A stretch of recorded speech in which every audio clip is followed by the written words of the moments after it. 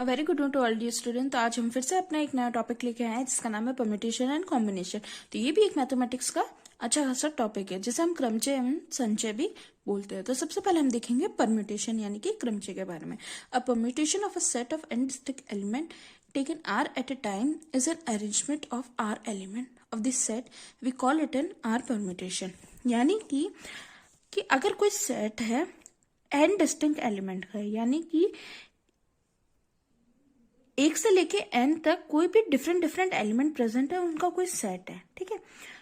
और उसमें अगर हम आर लेते हैं एट अ टाइम, किसी भी टाइम पे अगर हम आर रीअरेंजमेंट लेते हैं, या आप ये कह सकते हो कि आर नंबर ऑफ एलिमेंट्स या आर नंबर ऑफ वस्तुएं लेते हैं, उनका सेट क्या कहलाता है? R permutation. और जब यही आर जो एन के इक्वल हो जाता है, then this permutation is called simply a permutation. इसे सिंपली हम समझते हैं इससे।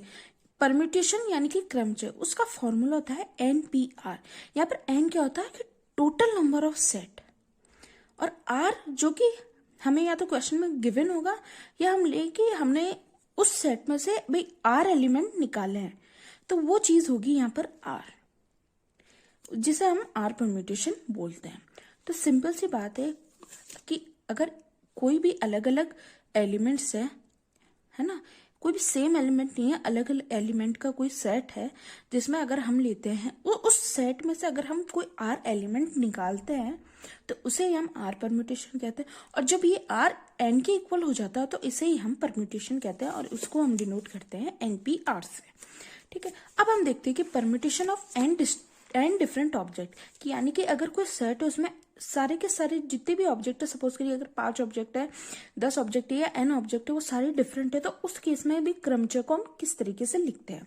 तो उस केस में देखते हैं हम, the number of permutation of n object taken all at a time denoted by symbol NPN is given bye NPN, जिसको हम किससे n फैक्टोरियल से डिनोट करते हैं।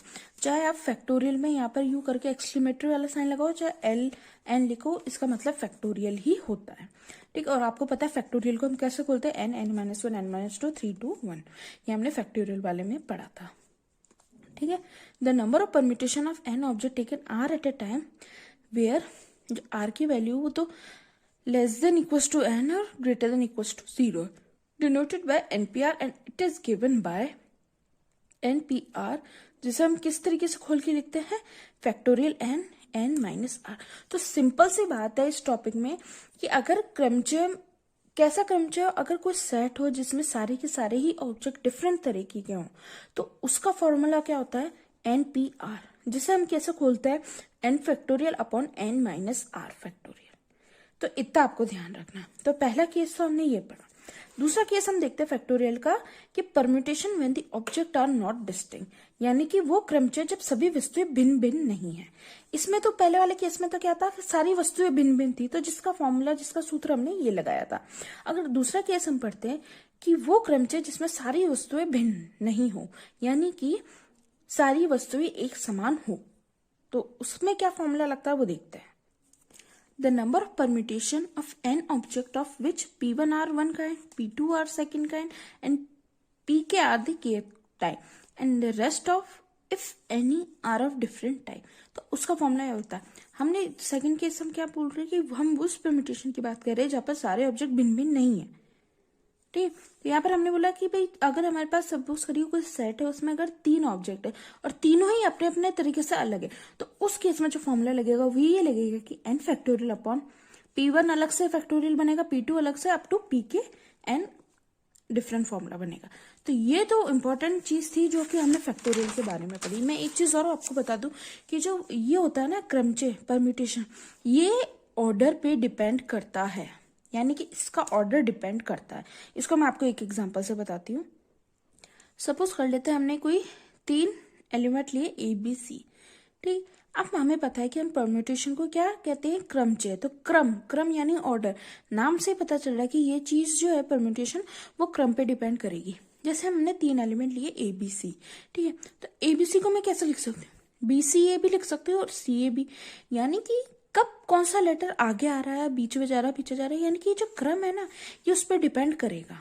और जब हम एग्जांपल्स करेंगे तब हमें समझ में आएगा कि भाई परम्यूटेशन को हम कैसे यूज करते हैं एग्जाम्पल में और इसे कैसे सॉल्व करते हैं। तो चलिए समझते हैं एग्जाम्पल। तो हमारा फर्स्ट एग्जाम्पल है, हमें दे रखा है find the value of 8p8, यानी कि इसकी वैल्यू आप फाइंड करिए। मैंने आपको बताया था कि NPR करके हमारा फॉर्मूला होता है परम्यूटेशन का, क्रमचय का, जिसे हम किस तरीके से खोलते हैं। भाई जो ऊपर वाला है ना, ये ऊपर आता है n factorial upon n minus r, यानी कि इन दोनों का माइनस फैक्टोरियल। तो चलिए सॉल्व करते हैं। तो यहाँ पर n क्या है 8 फैक्टोरियल अपॉन 8 माइनस 8 करेंगे तो 0 फैक्टोरियल आएगा। और मैंने आपको फैक्टोरियल में ही बता दिया था कि ये मोस्ट इंपॉर्टेंट चीज है कि जो 0 का फैक्टोरियल होता है वो हमेशा 1 होता है। और फैक्टोरियल सॉल्व करना तो मैंने आपको बताया ही है। कैसे खोलेंगे 8 को, 8 7 6 5 4 3 2 1, यानी कि 8 उल्टी गिनती लिखेंगे अप टू 1 तक। तो और जब इनको इंटू करेंगे तो हमारे पास आएगा 30 आंसर। तो इस तरीके से हम परम्यूटेशन के फॉर्मूले को यूज करते हैं। सेकंड एग्जांपल देखते हैं। हमारे पास सेकंड एग्जांपल है 6p3। अब इसे सॉल्व करिए भाई, इसका निकालिए परम्यूटेशन।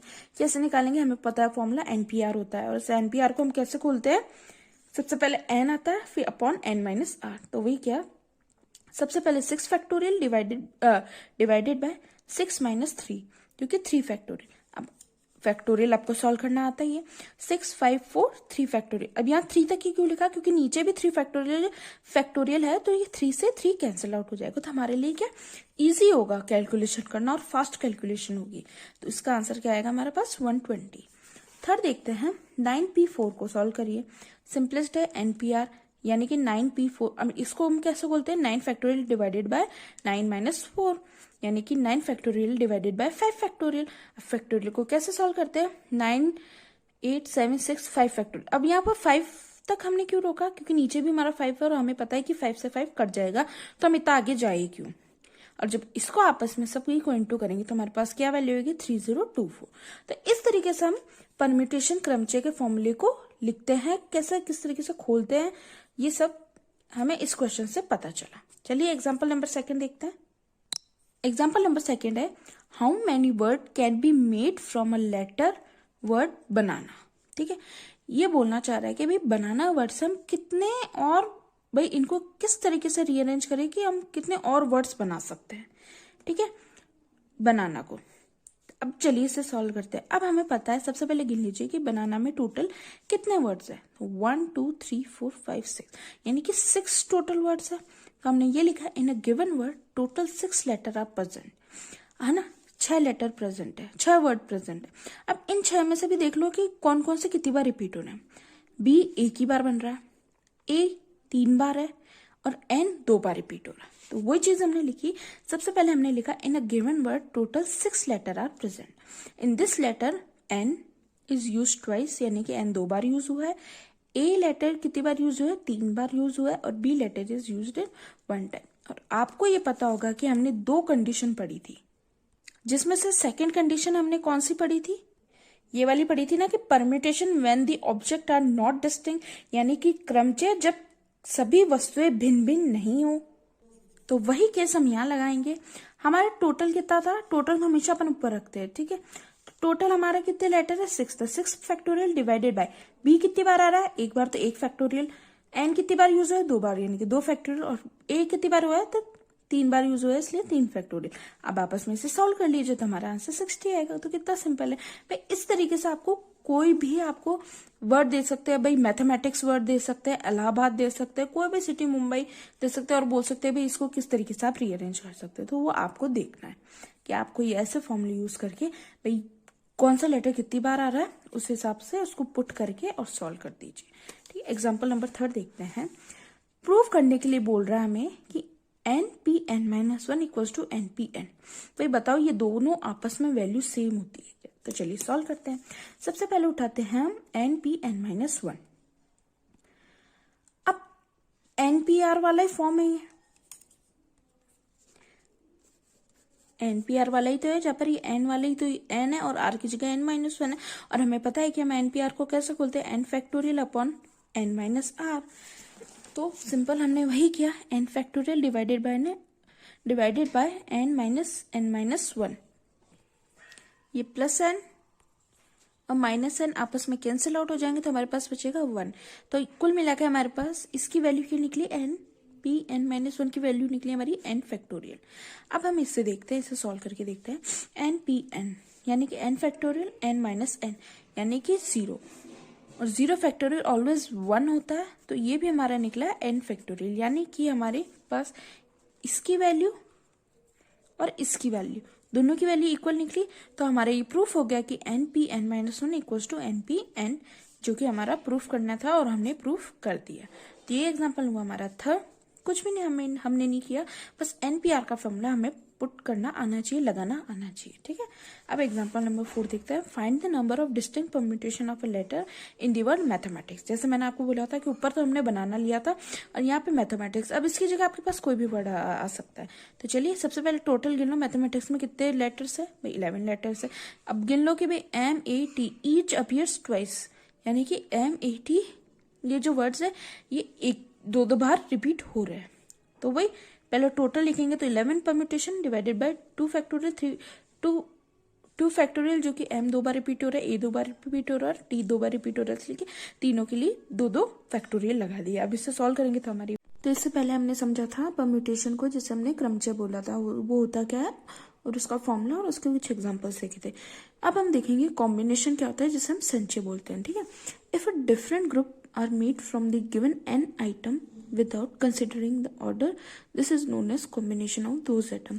सिंपली जैसे कि हमने क्रमचय में देखा था, वही को वही संचय होता है। संचय क्या होता है, अगर हमारे पास सेट है, गिवन सेट है n एटम्स का, ठीक है, n यानी यहाँ पर हम मानेंगे टोटल एटम जितने भी है, या सेट में जितने भी एटम्स है टोटल n, अगर उसमें से हम कोई r आइटम निकाल ले तो उसे ही हम कॉम्बिनेशन से शो करेंगे।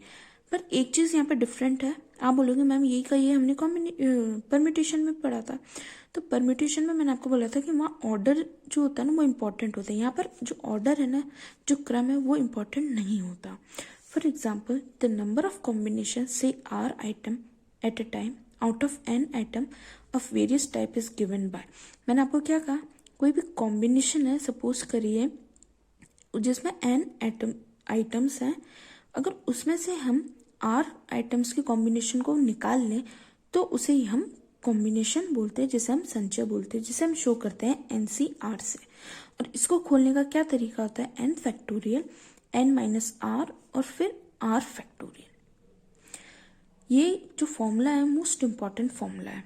यहाँ पर इस फॉर्मूले को और समझते हैं हम अच्छे से। सपोज करिए मेरे पास टोटल 10 आदमी है, ठीक है, 10 मैन, जिसमें से मुझे 5, इन 10 आदमियों में से मुझे 5 की कमेटी बनानी है।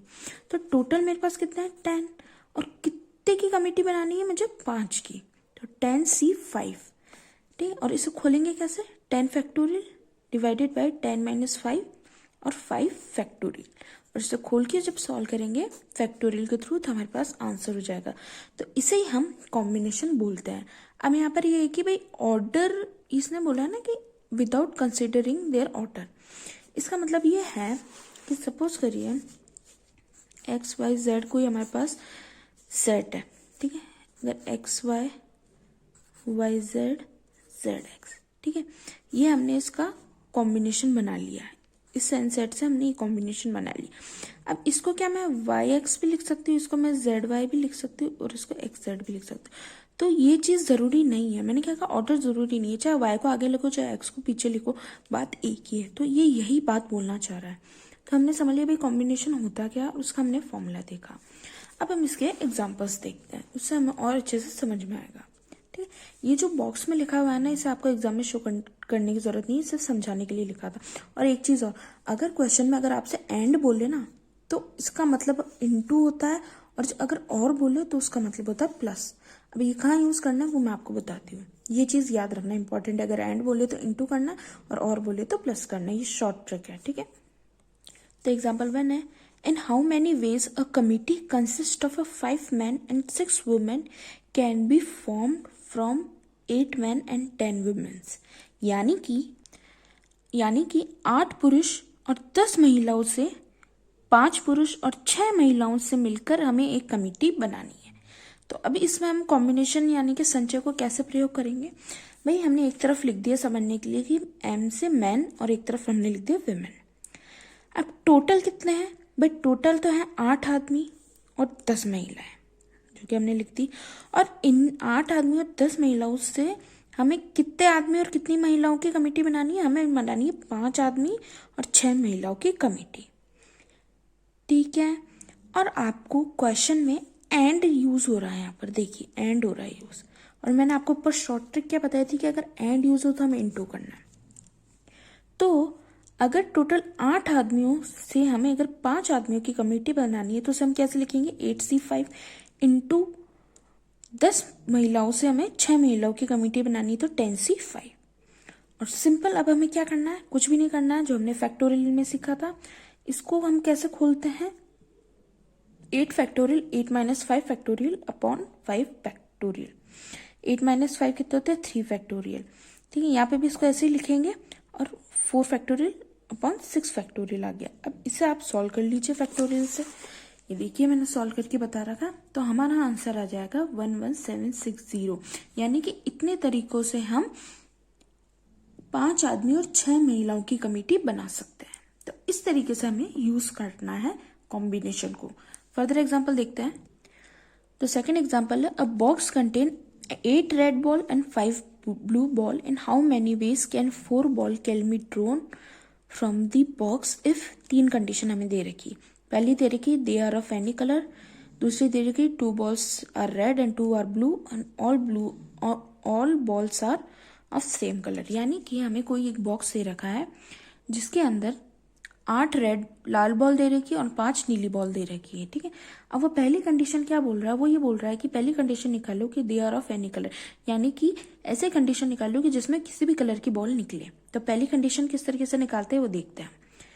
पहली कंडीशन, अब सबसे पहले ये देख लो टोटल बॉल्स कितनी है हमारे पास, ठीक है। टोटल गेंदें कितनी है हमारे पास? तो टोटल निकालने के लिए हम कैसा करेंगे? 8 तो लाल प्लस 5 नीली, यानी कि टोटल 13 बॉल है हमारे पास, जिसमें से अगर हमें 4 बॉल निकालनी है तो हम कैसे निकालेंगे?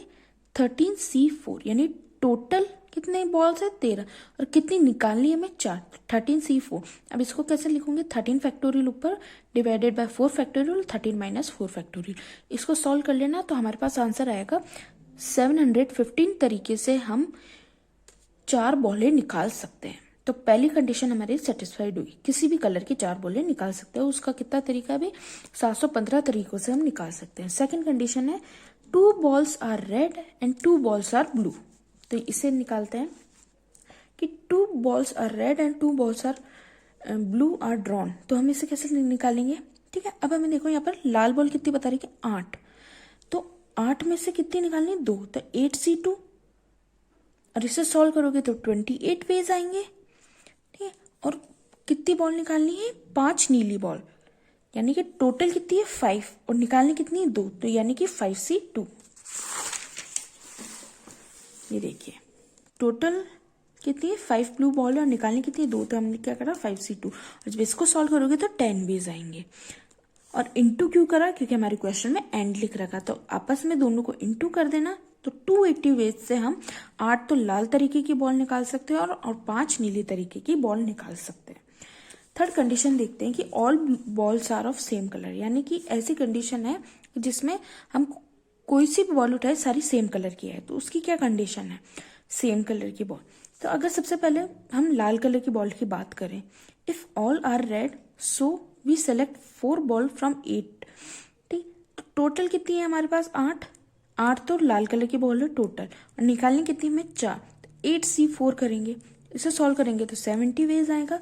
और ब्लू बॉल कितनी है? 5, और निकालनी कितनी है हमें? 4, तो 5C4 करेंगे और इसको सॉल्व करेंगे तो 5 आएगा। और जब आपस में दोनों का एडिशन करेंगे तो हमारे पास आएगा 75 वेज से हम अगर बॉल निकालेंगे ना तो हमारे पास किसी भी तरह की बॉल आएगी। तो ये 2 क्वेश्चन हमने देखे। और अब आपकी जो बुक में जितने भी क्वेश्चंस दे रखे हैं कॉम्बिनेशन और परम्यूटेशन के, क्रमचय और संचय के, वो आपको सॉल्व करने ही करने हैं। जितनी आप प्रैक्टिस कर सको आपके लिए बेस्ट है। तो हमारा ये सेकंड लास्ट टॉपिक था परम्यूटेशन एंड कॉम्बिनेशन, तो ये भी हमारा कंप्लीट हुआ। अब सिर्फ हमारा एक टॉपिक और बच रहा है, इंटीग्रेशन यानी कि समाकलन। तो हम नेक्स्ट क्लास में देखेंगे, फिर हमारी यूनिट 1 का एक पार्ट कंप्लीट हो जाएगा।